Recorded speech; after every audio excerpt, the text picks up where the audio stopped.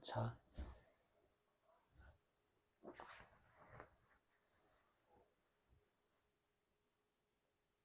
초등필독 인성인문학 용기 강감찬 10만 대군을 물리친 꼬마 대장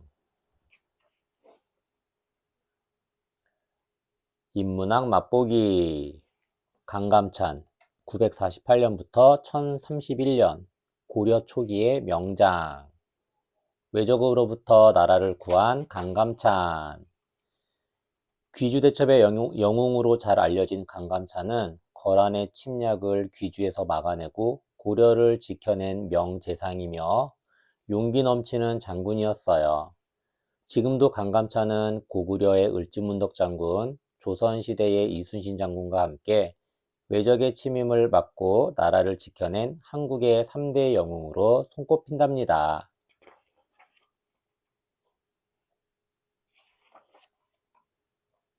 인문학 인물탐구 1. 용맹하고 지혜로운 아이 강감찬은 948년 금주에서 태어났어요. 금주는 지금의 서울 관악구와 금천구에 걸쳐 있는 지역을 말해요. 관악구 봉천동에 있는 낙성대는 바로 강감찬의 업적을 기리고 추모하기 위해 세워진 곳이죠. 낙성대, 떨어질 낙, 별성, 집터, 대, 별이 떨어진 자리, 강감찬 장군의 출생지.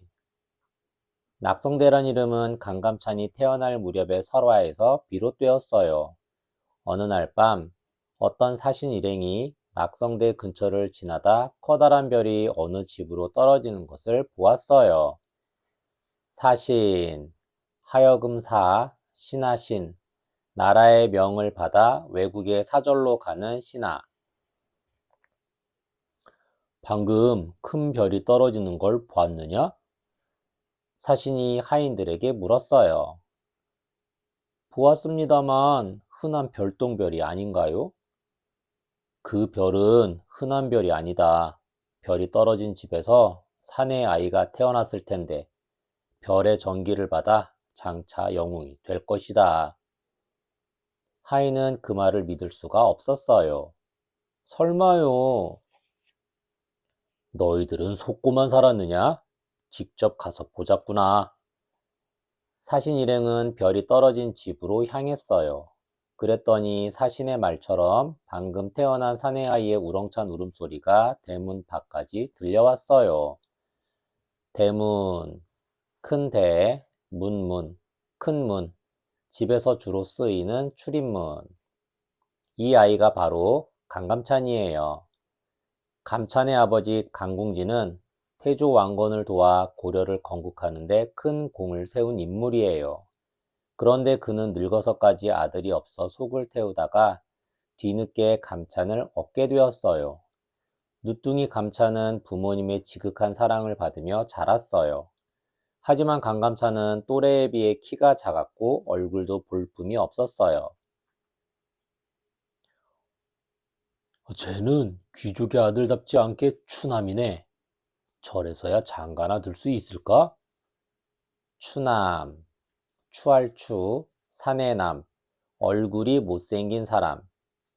감찬을 보는 사람들마다 이렇게 수군될 정도였어요. 하지만 겉보기와는 달리 감찬은 어려서부터 책 읽기를 좋아해 학문이 깊었어요. 더구나 영리하고 꾀가 많았지요.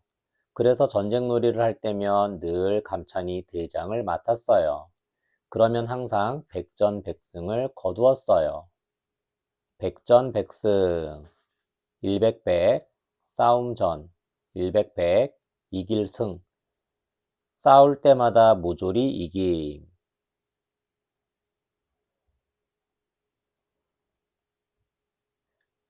키도 작고 못생긴 꼬마 같은 아이가 늘 대장 노릇을 하는 비결이 뭘까? 숨길 비결, 숨길 비, 이별할 결. 세상에 알려지지 않은 자기만의 뛰어난 방법. 나도 그게 궁금해. 게다가 감찬이가 이끄는 부대는 한 번도 진 일이 없대. 어찌나 꾀가 많은지 금주 고을에 신동이 났다는 소문이 자자하던걸? 하기는 힘이 세다고 싸움에 이긴다는 법은 없지.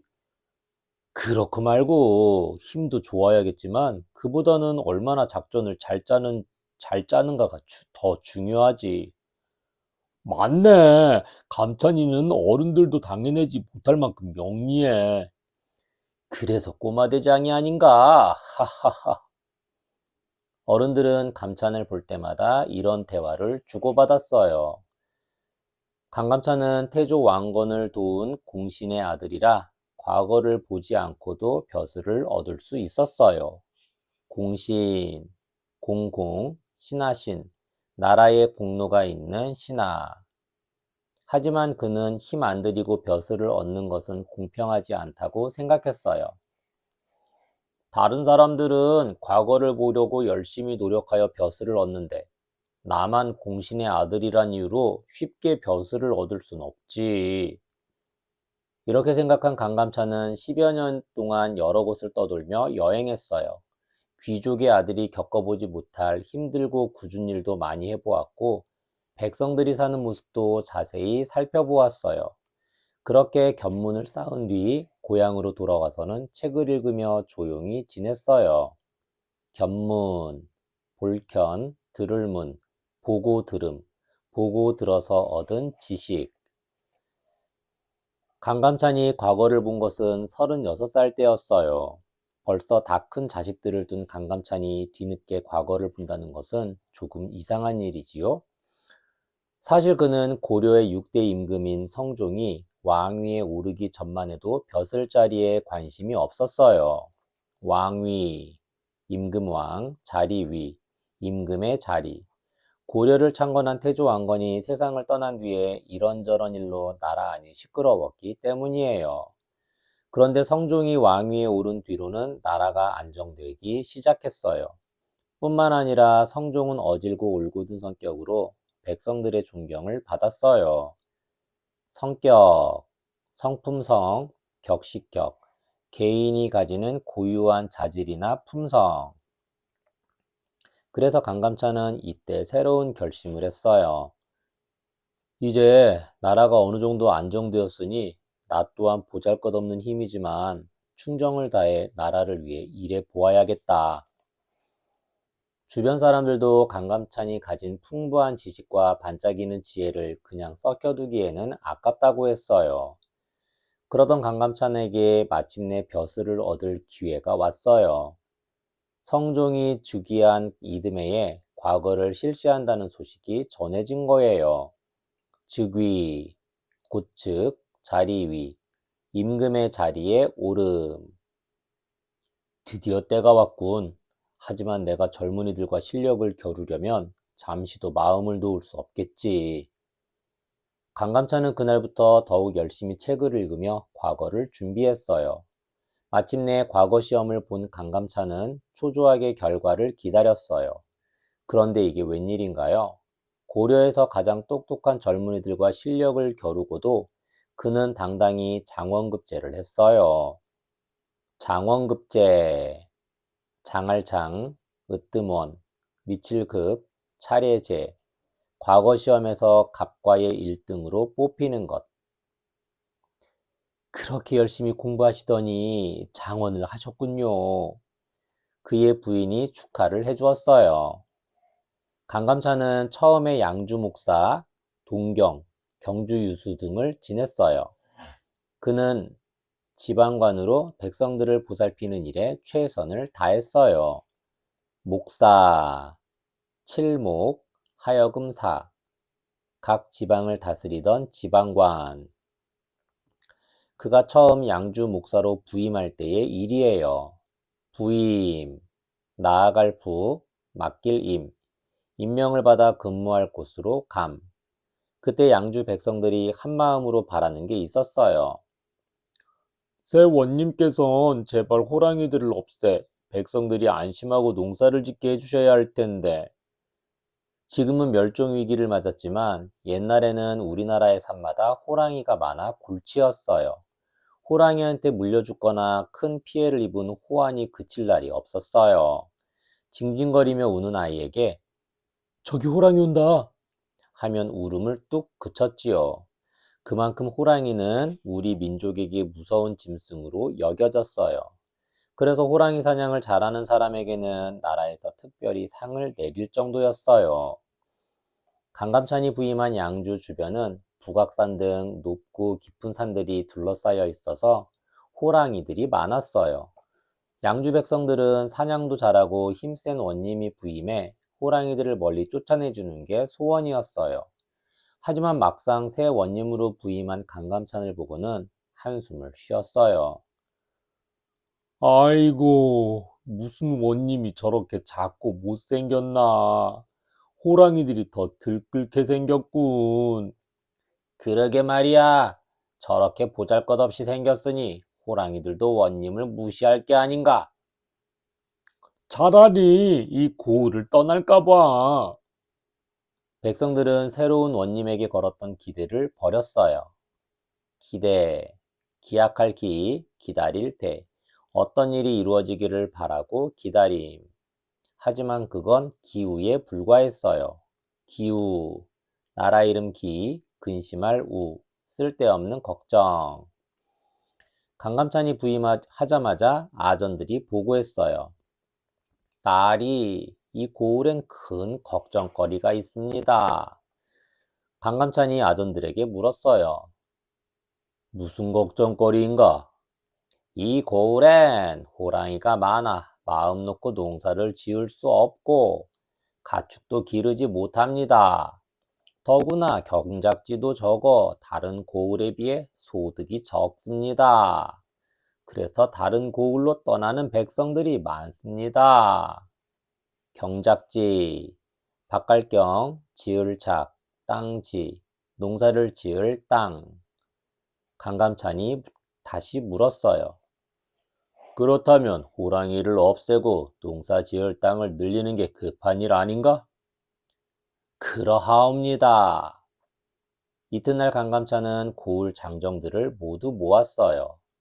장정, 장알장, 장정정, 나이가 많고 혈기왕성한 남자. 장정들이 모여들자 강감찬이 지시했어요.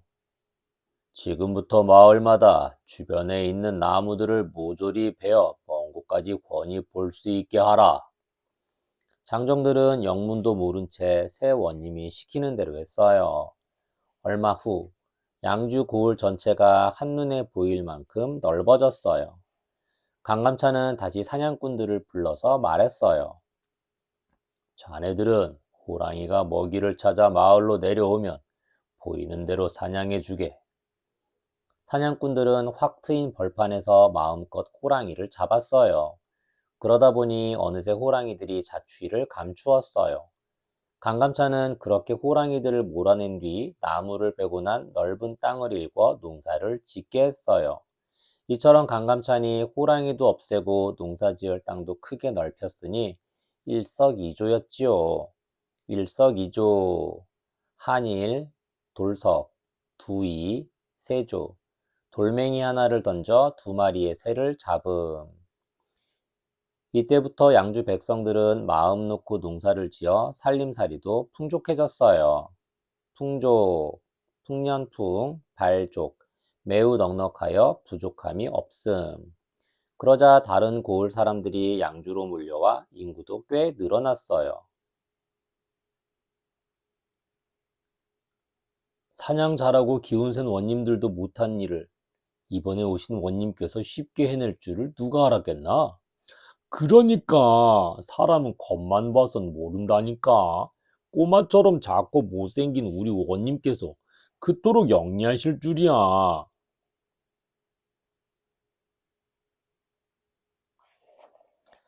양주 목사에 이어 동경 유수 등 지방관을 지낸 강감찬은 그 후 임금의 부름을 받아 개경으로 올라갔어요. 그대가 지방관으로 있으면서 백성들을 잘 보살펴 주었다는 이야기를 들었노라. 지방관, 땅지, 모방, 벼슬관, 각 지방에서 행정 업무를 맡아보던 우두머리 벼슬. 폐하, 소신은 당연히 해야 할 일을 했을 뿐입니다. 앞으로는 개경을 떠나지 말고 내 곁에서 일하도록 하라. 임금은 이렇게 당부하며 강감찬에게 정사품인 한리막사 벼슬을 내렸어요. 당부, 마땅당, 줄부, 말로 단단히 부탁함. 그 뒤 강감찬은 중추원사 등 수많은 벼슬을 지내며 나라를 위해 열심히 일했어요. 강감찬은 학문이 깊고 용감했으며 무엇보다 백성을 아끼고 나라를 사랑하는 관리였어요. 그래서 임금은 물론 일반 백성들도 항상 강감찬을 믿고 의지했어요. 우리 조정에 강감찬과 같은 분이 있어 든든하다니까. 하루는 강감찬이 독림산이라는 곳을 지나게 되었어요. 그런데 그 마을 농부들이 우르르 몰려와 강감찬에게 한 목소리로 말했어요. 농부, 농사농, 지아비 부, 농사 짓는 일을 직업으로 하는 사람. 이 산에는 모기가 얼마나 많은지 도저히 사람이 살 수가 없을 지경입니다. 제발 모기 좀 없애주세요. 모기? 이 산 어디에 모기가 그렇게 많다는 말인가? 저 아래 계곡으로 가면 엄청나게 많습니다요. 농부들의 말에 강감찬은 잠시 생각에 잠겼어요. 그러고는 붓을 꺼내 종이에다 무언가를 써서 농부들에게 건네주었어요. 자, 이 부적을 가지고 가서 모기가 가장 많이 들끓는 계곡에다 휙 던지게. 부적, 부호부, 문서적. 사람들이 재앙을 물리치는 힘이 있다고 믿는 종이. 농부들이 강감찬의 말대로 했더니 정말 그 골짜기에 있던 모기들이 완전히 자취를 감추었어요. 이와 비슷한 일화가 또 있어요. 일화, 편안할 일, 말씀화, 세상에 알려지지 않은 흥미있는 이야기. 어느 날 강감찬이 글 공부를 하기 위해 어느 시골 마을로 갔어요. 그런데 가까운 논에서 개구리들이 밤새도록 울었어요. 개구리 울음소리는 날이 갈수록 심해져서 도무지 독서를 할 수 없을 정도였어요. 독서, 읽을 독, 글서, 책을 읽음, 책 읽기.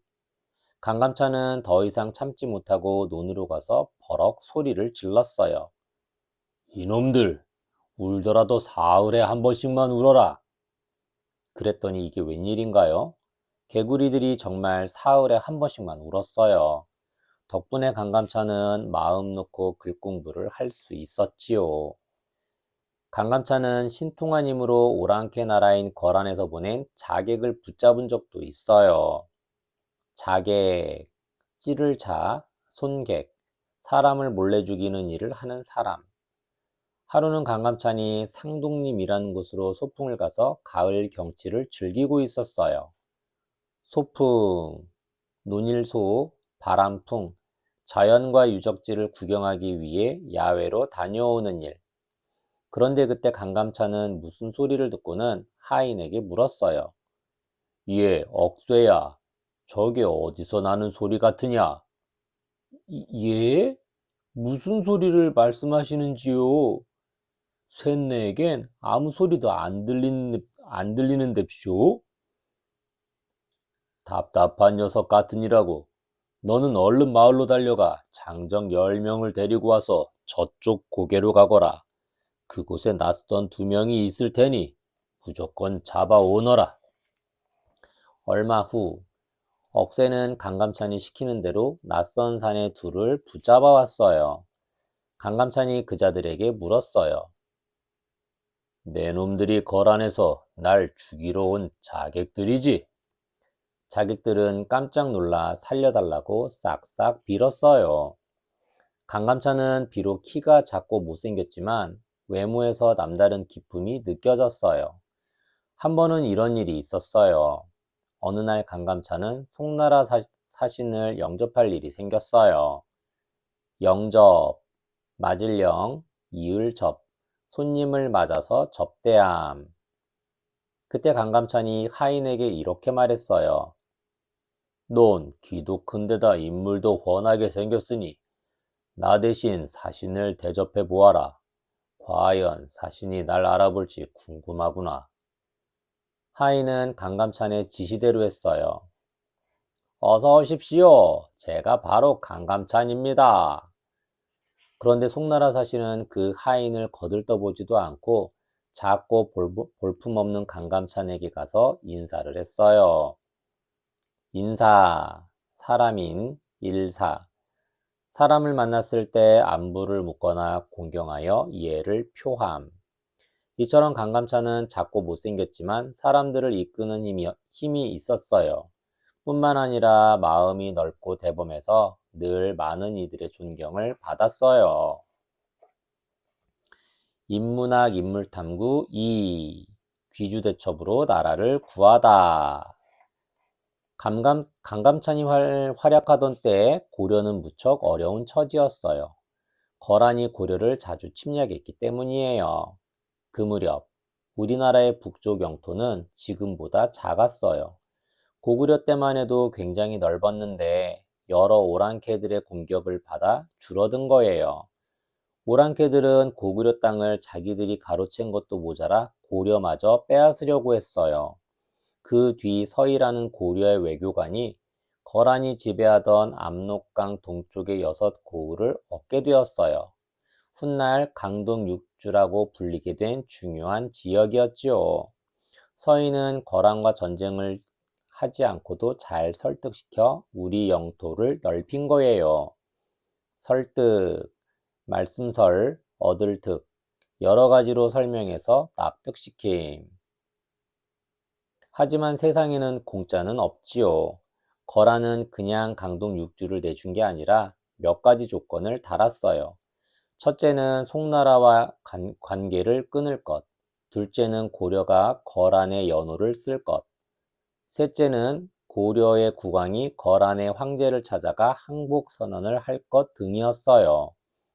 연호, 해연, 이름호, 어떤 나라의 임금이 즉위한 때부터 연도를 차례대로 부르는 이름. 고려는 거란의 요구를 따르기는 했지만 그 약속을 지킬 수는 없었어요. 오랑캐의 말을 들어주기에는 고려 사람들의 자존심이 무척 상했기 때문이에요. 오랑캐인 거란에게 항복하다니 말도 안 돼. 고려가 약속을 어기자 거란은 강동 육주를 돌려달라며 3번이나 고려를 공격해 큰 피해를 입혔어요. 약속, 맺을 약, 묶을 속, 다른 사람과 앞으로의 일을 어떻게 할지 미리 정함, 피해, 입을 피, 해할 해, 생명이나 신체, 재산, 명예에 손해를 입음. 이때 거란이 더 이상 고려를 침략하지 못하게 무찔러버린 사람이 바로 강감찬이지요. 1010년 거란의 성종이 40만 대군을 이끌고 고려를 침략했어요. 이것이 거란의 2번째 침략이지요. 이때 고려 현종 임금은 거란의 대군을 당해내지 못해 전라도 나주까지 피난을 가야 했어요. 그때 고려 대신들은 거란의 황제를 잘 설득해 위기를 넘겼어요. 하지만 언제 거란이 다시 침략해 강동 육주를 내놓으라고 협박할지 알 수가 없었어요. 강감찬이 현종 임금에게 말했어요. 적들이 물러나긴 했으나 머지않아 다시 고려를 침략할 것입니다. 그러니 어서 국방력을 키워야 합니다. 국방력, 나라국, 국방, 힘력, 외적의 침입에 대비해 나라를 안전히 지킬 수 있는 힘. 그럼 어떻게 하면 좋겠소? 많은 군사를 모아 체계적으로 훈련시켜 적들이 감히 넘보지 못하게 해야 할 것입니다. 강감찬의 건의에 따라 고려군은 20만 명으로 늘었어요. 고려 군사들은 날마다 고된 훈련을 받으며 차차 강한 군사력을 갖추게 되었어요. 1014년 66살이던 강감찬은 중추원의 우두머리인 중추원사가 되었어요. 중추원은 왕명을 전하며 궁궐 안팎을 지키고 더 나아가 고려의 국방을 책임지는 매우 중요한 곳이었어요. 왕명, 임금왕, 목숨명, 임금의 명령. 중추원을 책임진 강감찬은 날마다 현종 임금과 나란 일을 상의했어요. 폐하, 고려가 거란의 침략을 자주 당해 나라의 법도가 흐트러졌습니다. 하오니 백성들이 나라에 충성하도록 법도를 잘 정리해야 합니다. 법도, 법도도, 생활하는 데 필요한 예법과 제도. 중추원사가 나서서 해결해 주시오. 알겠사옵니다. 그 무렵 거란은 해마다 고려의 영토를 침범했어요. 침범, 침노할 침, 범할 범, 남의 영토나 권리 등을 침노하여 해를 끼침. 1014년 10월에는 통주와 흥화진을 공격했고 1015년 1월에는 다시 흥화진을 공격했어요. 하지만 고려는 강감찬의 지시를 받은 여러 장군들의 활약으로 번번이 적을 무찔렀어요. 강감찬은 틈만 나면 국경으로 달려가 적들이 침범하기 쉬운 곳을 찾아내 새로 성을 쌓도록 했어요. 그렇게 몇 년이 지난 1018년 겨울이었어요. 폐하, 큰일 났습니다. 거란군이 10만 대군을 거느리고 우리 고려로 쳐들어오고 있다 합니다. 그래, 지금 바로 대신들을 불러 모으도록 하라. 현종임금은 대신들을 모아 회의를 열었어요. 회의, 모일회, 의논할 의. 어떤 안건을 두고 함께 모여 의논함. 이때 겁을 잔뜩 먹은 대신들은 아무 말도 못한 채 서로의 눈치만 살피고 있었어요. 그중 한 대신이 일어나 말했어요. 폐하, 지난날 거란과 맺은 약속을 2번이나 지키지 않았으니 거란에게 큰 잘못을 저지른 것입니다. 그러자 다른 대신도 맞장구를 쳤어요. 그렇습니다. 지금 거란은 군사력이 커져 강한 나라로 발전하는데 우린 쓸데없이 자존심만 세우다 나라가 망하게 생겼습니다. 이번 공격 때는 우리에게 엄청난 피해를 줄 게 분명합니다. 공격, 칠격, 나아가 적을 침. 폐하, 이번 거란의 공격으로 자칫하면 나라가 망할지도 모르니 그들의 요구대로 강동 6주를 내주어야 합니다. 여러 대신들이 그 말이 옳다며 고개를 끄덕였어요. 그때 머리가 하얗게 센 강감찬이 벌떡 일어났어요. 당시 그의 벼슬은 정이품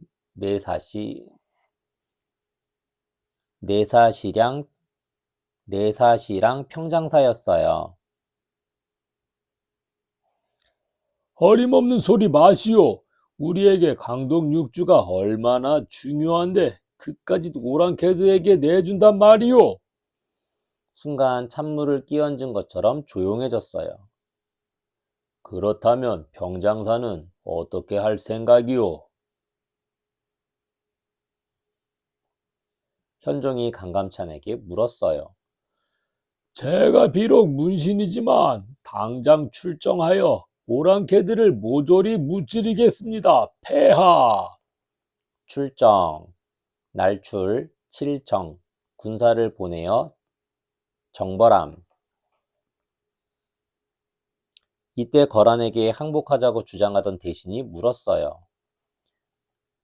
평장사께선 이른이 넘으신 노인인데 적을 어떻게 무찌를 작정이요?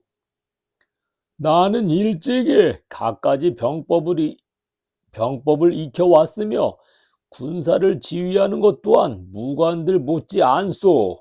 아무리 늙었다 해도 나라 사랑하는 마음과 용기는 피 끓는 청춘과 같소. 병법, 군사병, 법, 군사를 지휘하여 전쟁하는 방법. 강감찬은 현종에게 군사 지휘권을 달라고 요청했어요. 현종은 가만히 고개를 끄덕였어요. 그대의 나라 사랑하는 마음과 뜨거운 용기에 눈물이 나는구려. 현종은 강감찬에게 상원수란 벼슬을 내리고 20만 고려군을 총지휘하게 했어요. 그 밑으로 부원수 강민첨, 시랑 조원 등 쟁쟁한 장군들이 있었어요. 강감찬이 지휘하는 고려군의 군사력은 그 어느 때보다 강했어요. 더구나 지혜롭고 용맹스러운 강감찬의 지휘를 받게 되자 사기가 하늘을 찌를 듯했어요. 사기, 선비사, 기운기, 의욕, 자신감이 충만하여 굽힐 줄 모르는 기세. 오늘날 많은 사람들은 강감찬을 강감찬 장군으로 부르며 그가 처음부터 무신인 줄 알고 있어요. 무신, 굳셀무, 신하신, 신하 가운데 무관, 군인인 사람. 하지만 강감찬의 84년 인생에서 무신으로 산 것은 겨우 석 달밖에 안 돼요. 거란의 세 번째 침략 때에 단 석 달 동안 상원수로 있었던 것이지요.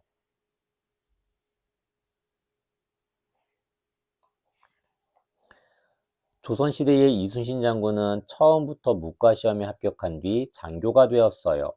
그 다음에 벼슬이 차츰 높아져 나중에는 조선 수군을 총지휘했지요. 수군, 물수, 군사군, 바다를 지키던 군대.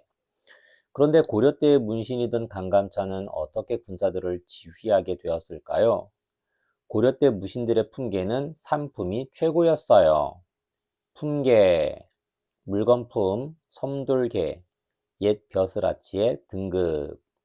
산품보다 높은 무신벼슬은 문신이 겸하게 했어요. 그러니까 무신보다 문신이 높은 대우를 받았지요. 문신이던 강감찬이 고려의 대군을 지휘하는 상원수로 임명된 것도 다 그런 이유 때문이에요. 더구나 강감찬은 병법도 잘 알고 군사를 지휘할 수 있는 능력도 있었지요. 거란군이 쳐들어올 때마다 고려의 대신들은 적과 맞서 싸우느냐 아니면 적당히 타협하고 사느냐를 두고 논쟁을 벌였어요. 강감찬은 항상 적을 무찔러 다시는 우리 땅에 발을 붙이지 못하게 하자고 주장했지요.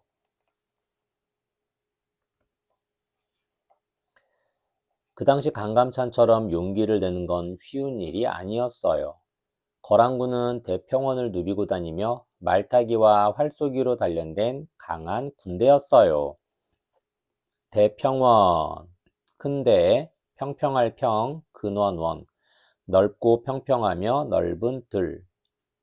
그런데다 날이 갈수록 영토를 넓히며 세력을 키웠기 때문에 어떤 나라도 함부로 덤빌 수 없었어요.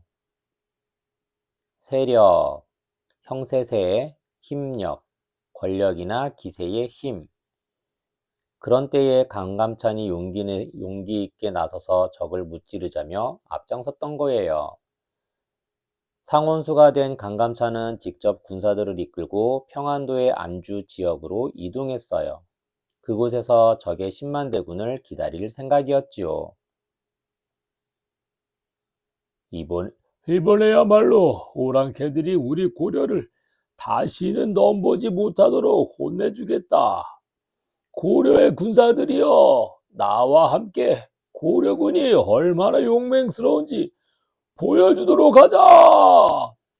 와!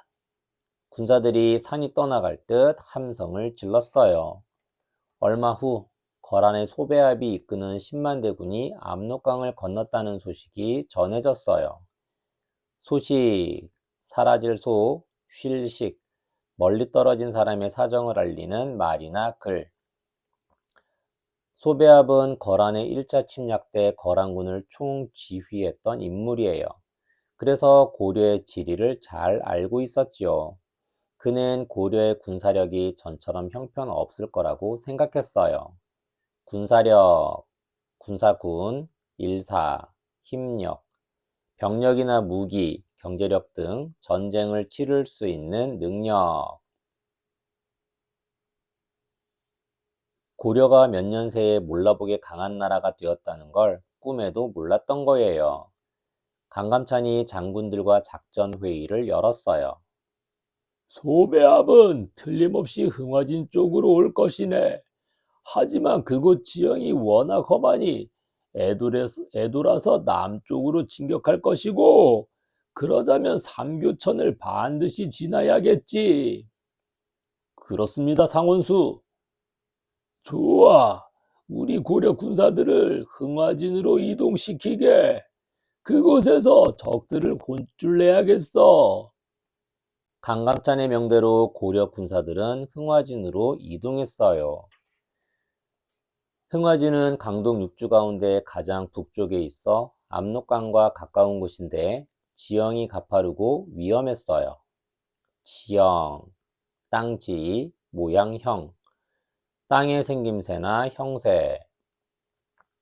소배압도 그 사실을 알고 있어서 흥화진을 에돌아 남쪽으로 진격할 작정이었어요. 그런데 그러려면 강감찬이 예상한 대로 삼교천이라는 큰 냇가를 건너야 했어요. 삼교천은 장마철만 아니라면 물이 깊지 않아서 쉽게 건널 수 있었어요. 강감찬은 삼교천 양쪽 기슭에 고려의 정예 군사 1만 2천 명을 숨겨두었어요. 정예, 정할 정, 날카로울 예, 썩 날래고 용맹스러움. 그리고 또 다른 군사들에게 이렇게 명했어요. 너희들은 여러 고을을 돌아다니며 쇠가죽이란 쇠가죽은 모조리 걷어오너라. 군사들은 영문도 모른 채 뿔뿔이 흩어져 쇠가죽 수백 장을 모아왔어요. 상원수님, 군사들이 쇠가죽을 전부 걷어왔으나 수백 장밖에 안 됩니다. 어떻게 할까요? 그만하면 됐다. 이제 튼튼한 동아줄로 그 쇠가죽을 단단히 꿰매어 한 장으로 크게 이어 붙여라. 장군들은 군사들에게 강감찬의 명을 전했어요. 얼마 후 쇠가죽 수백 장이 단단히 꿰매어지자 강감찬이 장군들에게 지시했어요. 이 쇠가죽으로 삼교천 상류에 물을 막고 있다가 신호를 보내면 도끼로 줄을 끌어 물을 한꺼번에 흘려보내라. 그때는 겨울이 시작될 무렵이라 물이 얕은 삼교천 하류는 꽁꽁 얼어 있었어요. 하지만 상류는 굉장히 넓고 깊어서 아직 얼지 않았지요. 상류, 윗상, 흐를 류, 하천이 시작되는 지점에 가까운 곳.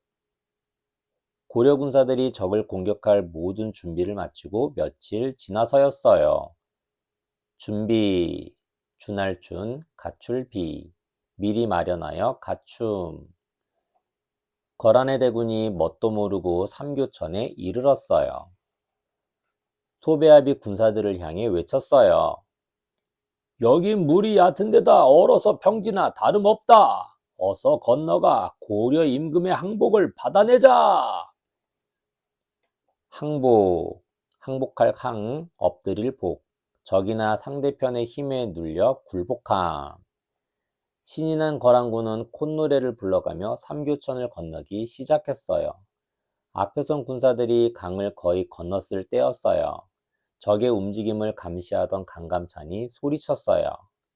감시, 볼감, 볼시, 단속하기 위해 주의 깊게 살핌. 지금이다. 지금 바로 상류에 신호를 보내라. 강감찬의 명을 받은 군사가 깃발을 흔들자 상류에 있던 군사들이 일시에 도끼로 동아줄을 잘랐어요. 그러자 쇠가죽 안에 갇혀있던 강물이 한꺼번에 쏟아져 홍수가 난 듯 하류로 콸콸 흘러갔어요.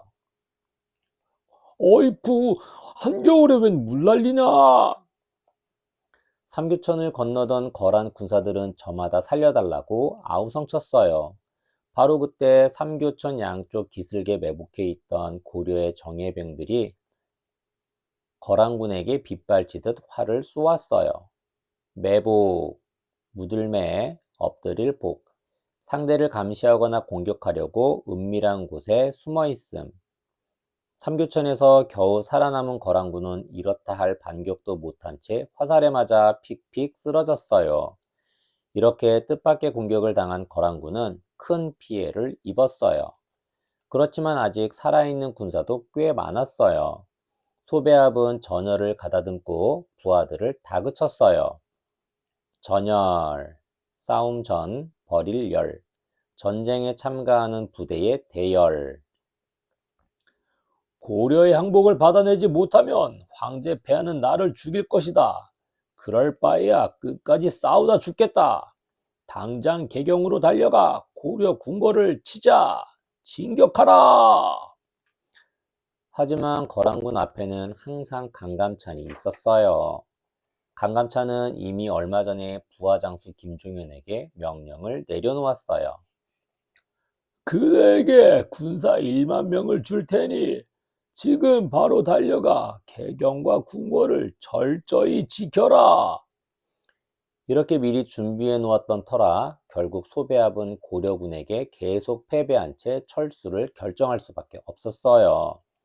철수, 거둘철, 거둘수, 진출했던 곳에서 시설이나 장비를 거두고 물러남. 거란군은 후퇴할 때도 번번이 고려군의 공격을 받아 쫓기는 신세였어요. 거란군이 평안북도 귀주를 지나갈 때였어요. 이때 강감찬은 거란군을 추격하다가 드디어 그들과 딱 마주쳤어요. 추격, 쫓을 추, 칠격, 뒤쫓아가며 공격함. 거란군은 쫓기는 신세였지만 초원에서 단련된 군사력이 만만치 않았어요. 그때였어요. 계격을 지키던 김종현이 군사들을 이끌고 강감찬을 돕기 위해 달려왔어요. 강감찬은 큰 힘을 얻었어요. 그런데 바람이 북쪽에서 남쪽으로 불고 있는 게 문제였어요. 그런데 이게 웬일일까요? 김종현 부대가 도착한 지 얼마 지나지 않아 바람이 거꾸로 불기 시작했어요. 그것은 아군의 화살이 바람을 타고 거란군에게 더 빠르게, 더 멀리 날아갈 수 있다는 뜻이에요. 덕분에 고려군은 큰 힘을 들이지 않고 거란군을 도간에 든 쥐처럼 공격했어요. 그 공격으로 거란군은 완전히 패해 살아서 도망간 병사가 겨우 수천 명 뿐이었어요. 와, 우리가 이겼다. 강감찬 장군 만세! 이렇게 강감찬 장군이 흥화진과 귀주에서 거둔 대승을 가리켜 귀주대첩이라고 해요. 거란군을 완전히 무찌른 강감찬이 고려 군사들을 거느리고 당당히 개경으로 개선했어요. 개선, 개선할 개, 돌선, 싸움에서 이기고 돌아옴.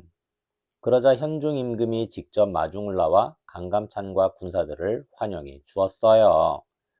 환영, 기쁠 환, 맞을 영, 오는 사람을 기쁜 마음으로 맞이함. 상원수, 얼마나 노고가 많으셨소. 그대야말로 우리 고려를 살려낸 영웅이시오. 폐하, 소신은 마땅히 할 일을 했을 뿐입니다. 또한 이번 승리는 용맹한 우리 군사들 덕분입니다. 소신, 작을 소, 신하신, 신하가 임금에게 자신을 낮추어 부르던 말. 현종은 순금으로 만든 금꽃 8가지를 강감찬에게 직접 꽂아 주었어요.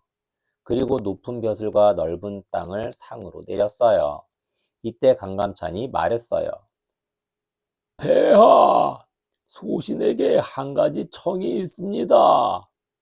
말씀해 보시오. 상원수의 청이라면 뭐든 들어주겠소. 소신에게는 이미 먹고 살 만한 땅이 있습니다. 하오니 제게 내리신 땅은 이번에 전쟁터에서 목숨을 잃은 군사들의 유가족에게 나눠주도록 해 주십시오. 유가족, 남길 유, 집가, 결의족, 죽은 사람의 남은 가족. 현종은 너무 감격한 나머지 할 말을 잃고 말았어요. 그대는 끝까지 나를 부끄럽게 하는구려. 그리 하시오. 강감찬에게 참패를 당한 거란은 그 뒤 더 이상 고려를 공격할 엄두를 내지 못했어요.